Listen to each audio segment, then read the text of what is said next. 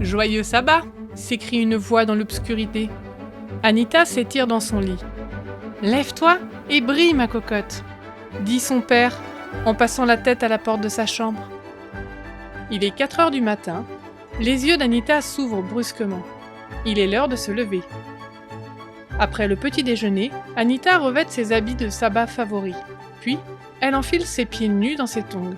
Elle donne ses chaussures de sabbat à sa maman pour qu'elle les glisse dans son sac. Voilà, Anita est prête pour le voyage vers l'église. Elle s'installe dans le siège arrière du van familial. Son papa s'installe derrière le volant et le pasteur Camus s'assied à ses côtés. La maman d'Anita vient prendre place à côté d'elle à l'arrière, et ils sont rejoints par 5 étudiants d'université. Presque chaque sabbat, ses parents vont rendre visite à de nouvelles églises en Indonésie pour parler de Jésus. À 5 heures, le van quitte le campus de l'université Moon Klabat. C'est l'université où les parents d'Anita enseignent en tant que missionnaires. Le ciel est sombre et peu de voitures roulent à cette heure. Mais son papa doit quand même faire attention en conduisant, car des chiens sont parfois endormis sur la route et des vaches qui traversent l'obligent à s'arrêter. Anita, elle, dort sur les genoux de sa maman. Environ 1h30 plus tard, Anita se réveille. Le van vient de s'arrêter. Elle aime cette partie du voyage vers l'église. Tout le monde monte à bord d'un petit bateau moteur qui vogue bientôt sur l'océan. Anita regarde l'eau d'un bleu profond.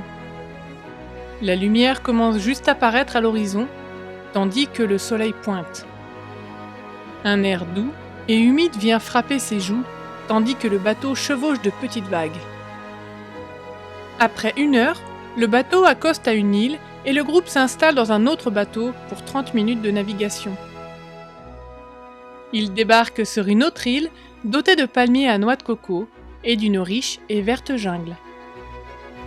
Anita est heureuse d'avoir mis ses tongs et non ses jolis souliers de sabbat, car elle aime sentir la boue qui passe entre ses doigts de pied tandis qu'elle marche sur le chemin. 45 minutes plus tard, Anita aperçoit un petit village où se trouve une église adventiste. L'étude de la Bible va bientôt commencer et l'église est presque remplie de monde.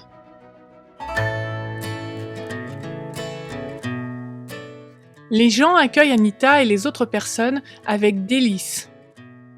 Les grands-pères et les grands-mères ont de grands sourires. Les pères et les mères rayonnent de joie. Tous aiment tant recevoir les visiteurs. Ils savent qu'ils ont fait un long voyage pour arriver dans leur village.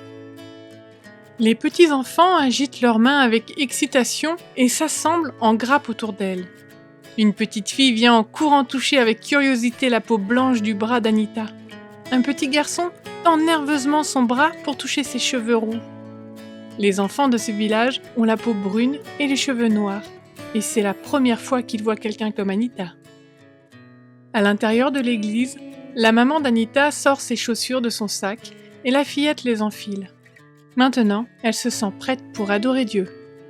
Plus tard dans l'après-midi, Anita remet ses tongs pour le long voyage de retour. Elle est fatiguée, mais heureuse. Chaque sabbat, le long trajet vers une nouvelle église est une aventure. Mais le meilleur, c'est que chaque sabbat, Anita va adorer Dieu. Elle aime être une enfant de missionnaire. Cette histoire s'est passée il y a environ 40 ans. Mais les enfants de missionnaires font encore des voyages aventureux pour aller à l'église.